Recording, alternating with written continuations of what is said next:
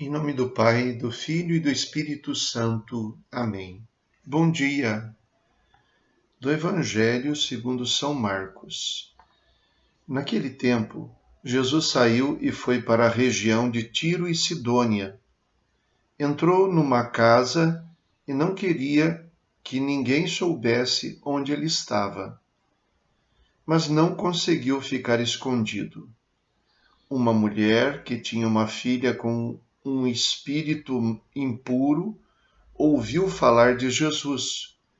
Foi até ele e caiu a seus pés.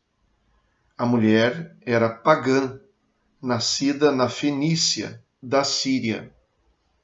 Ela suplicou a Jesus que expulsasse de sua filha o demônio. Jesus disse: Deixa primeiro que os filhos fiquem saciados, porque não está certo tirar o pão dos filhos e jogá-lo aos cachorrinhos. A mulher respondeu: É verdade, Senhor, mas também os cachorrinhos debaixo da mesa comem as migalhas que as crianças deixam cair. Então Jesus disse: Por causa do que acabas de dizer, podes voltar para casa. O demônio já saiu de tua filha.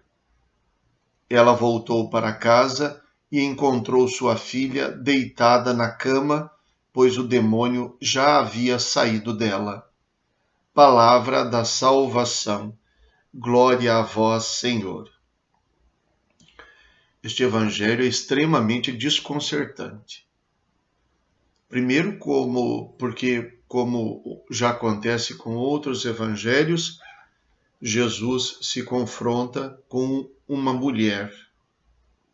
No Evangelho de São João, a primeira vez que Jesus se manifesta é através da intervenção de uma mulher, a sua própria mãe. Eles não têm mais vinho. Jesus diz: Que temos nós com isso? Ainda não chegou minha hora. No entanto, Jesus se deixa dobrar pela conversa de uma mulher, a sua própria mãe. E aqui nós encontramos mais uma vez Jesus que se dobra diante da conversa de uma mulher. E de uma mulher que intercede, como aconteceu também lá no Evangelho de São João, não por si mesma, mas por outro. No caso aqui, pela sua filha. Uma mulher que, além de mulher, é mãe. Está falando sobre sua filha. A condição da mulher é um dom extraordinário de Deus. Deus criou a mulher de uma maneira toda especial. A humanidade precisa muito da contribuição da mulher e ainda não aprendeu a contar com essa contribuição. Infelizmente, a humanidade se presta muitas vezes a usar a mulher, a beneficiar-se da mulher, mas não a aprender com ela, não a beber da sabedoria dela. E dentro de uma sociedade culturalmente também envolvida por certos privilégios de grupos, então no caso aqui o homem em relação à mulher, uma sociedade que não costuma escutar a mulher.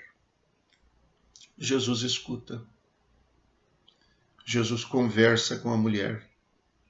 São várias as passagens onde Jesus se aproxima respeitosamente da mulher, onde fala com ela, escuta, e para deixar muito claro que ele escuta de verdade a mulher, o Evangelho faz questão de mostrar que ele muda de opinião ou muda de atitude por causa da palavra da mulher.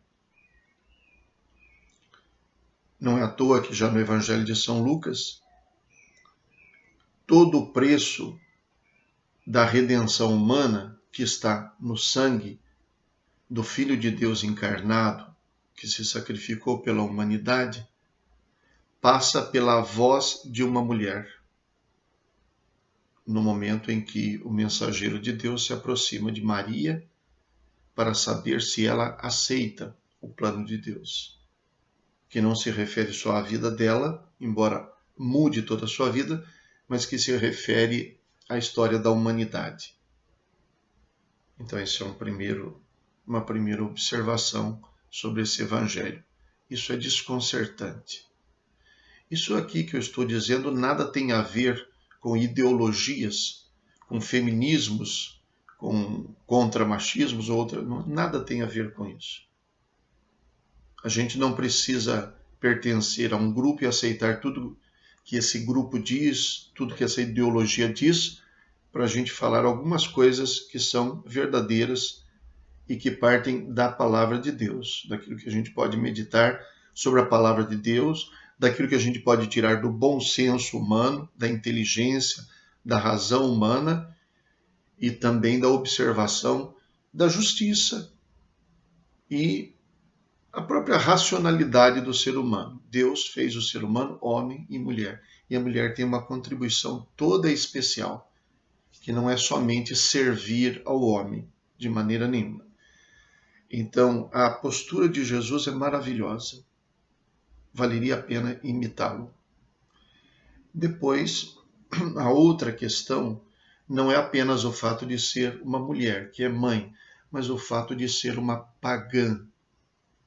E nesse caso poderia ser um homem também. Uma pagã. O Evangelho faz questão de dizer a mulher era pagã, nascida na Fenícia da Síria. O paganismo é religião falsa. O paganismo é envolvido pelo politeísmo, pela crença em vários deuses, por diversos costumes, situações, por diversos modos de pensar que de maneira nenhuma são compatíveis com a fé judaica, nem com a fé cristã. E existem muitos traços do paganismo sendo assumidos pela nossa sociedade. Não em nenhum momento se relativiza de dizer que tanto faz ser pagão, ser judeu, ser cristão. Jesus diz isso com muita clareza. Deixa primeiro que os filhos fiquem saciados. Quem são os filhos? Aqui no caso, se referindo a Israel, diz o povo de Israel, que é o povo que conheceu, que louva e que adora o verdadeiro e único Deus. Então, não há um relativismo, como se dissesse, tanto faz qualquer religião, de qualquer matiz, não é. Jesus não era assim. Ser ecumênico não significa ser sincrético, tudo vale, ou relativista, tanto faz porque não existe verdade, de maneira nenhuma. Jesus não era assim.